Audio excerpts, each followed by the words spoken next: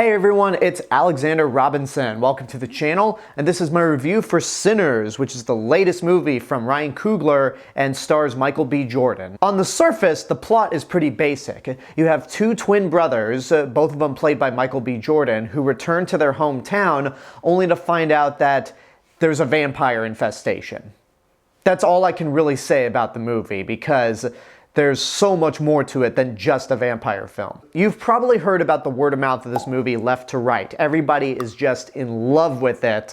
And yeah, I'm just gonna say right off the bat, Sinners really is that good of a movie. It lives up to expectations and then some, but there's also an aspect about this movie that just frustrates me to no end, but I'll talk about that later. Ryan Coogler has definitely had an excellent career. I haven't seen his first movie, Fruitvale Station, but Creed is amazing, Black Panther is incredible, and Wakanda Forever, despite an enormous uphill battle, is also really good as well. And with Sinners, he might have made what is my favorite of his movies, because this is essentially a Great Depression era vampire movie.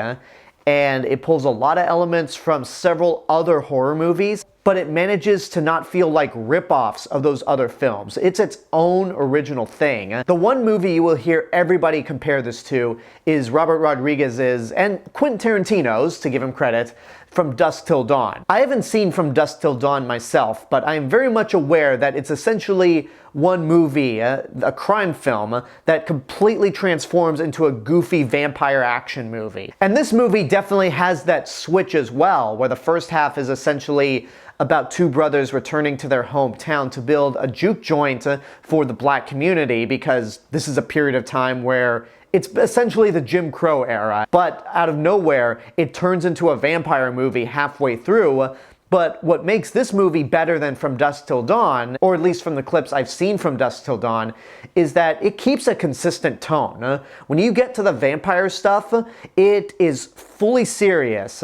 It's quite frightening as well, and what they do with the vampires is really clever. Not only are the vampires in this movie cunning and smart, but also the characters are very well versed in terms of vampire lore. But what's brilliant about Sinners is that it never comes across as a wink and a nudge to the audience. Like, the characters are aware of vampire stuff, but it doesn't have that meta sensibility that something like Scream does. This is just your standard vampire movie, but with characters that are smart enough to know how to beat them. And the characters themselves are good as well. Michael B. Jordan is playing two roles in this movie, the twin brothers, Smoke and Stack, and he does an excellent job at distinguishing the two of them. Smoke is the more serious of the two twins, and the one who actually feels more like the leader of the two, while Stack is a little more carefree, a little more outgoing, but he's competent as well. The kid who plays their cousin Sammy, Miles Caton,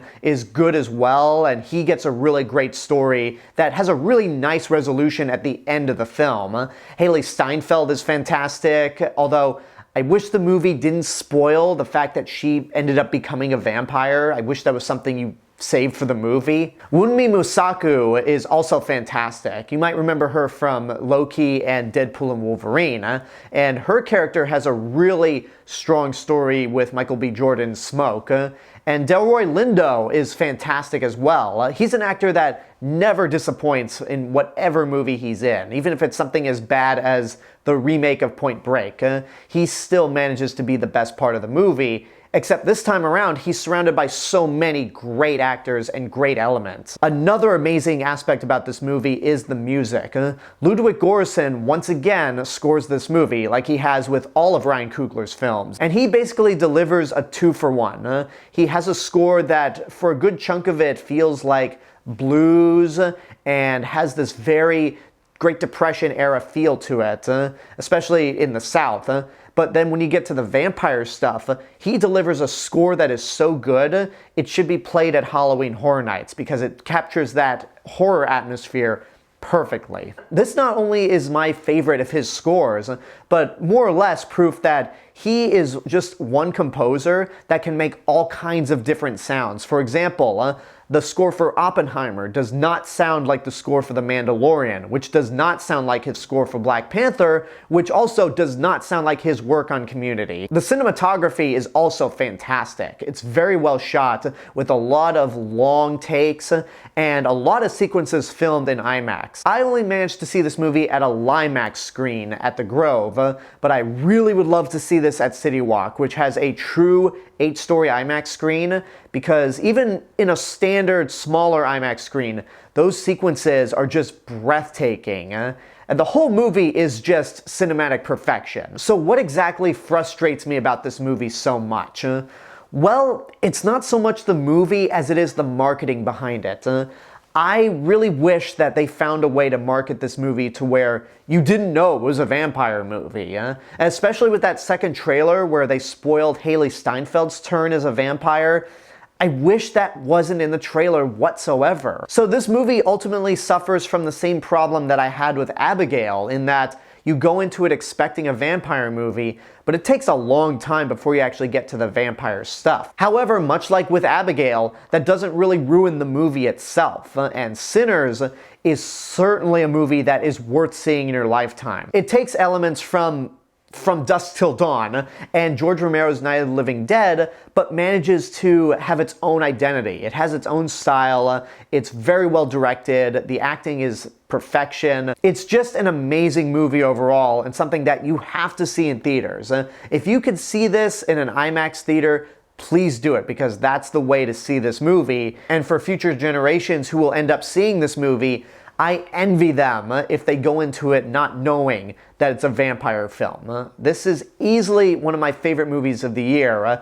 It might go back and forth between this and The Day the Earth Blew Up as my #1 favorite, but we'll see how the rest of the year goes. Oh, and one more thing before I actually end the review. Don't leave as soon as the credits roll, because there is a scene in this movie that is very similar to the mid-credits stinger for Black Panther, in that it doesn't tease anything, but feels like a nice conclusion to the story, an epilogue more or less. So make sure you stick around for that scene. And there you go, that's my review for Sinners. I hope you enjoyed it. Thank you guys so much for watching this video. And I also want to give a special thank you to my subscribers and YouTube members right over here. You guys are the reason why this channel continues to grow every day. And if you want to help to financially support the channel, you could do so via YouTube memberships for as little as $1.99 a month. But until next time, I want to know what you guys think about Sinners. Whatever your opinions are, let me know in the comments below. Don't forget to like the video, subscribe to the channel, and hit the bell button to get notifications. If you want to find me elsewhere on the internet, you can find me on these social media platforms and my theme park and travel channel right here on YouTube. I'll see you guys in the next video, but until then, have a good day and take care of yourselves.